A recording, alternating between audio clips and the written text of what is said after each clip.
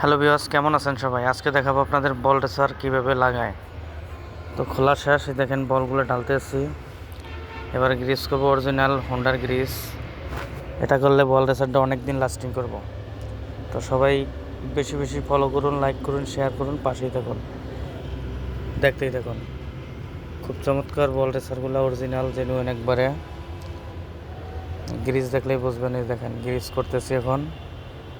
এটা সঠিক মাথায় লাগাইতে হবো। সঠিক মাথায় লাগাইলে অনেক দিন লাস্টিং করব। তো এটা নিয়ে আজকের মূল ভিডিও।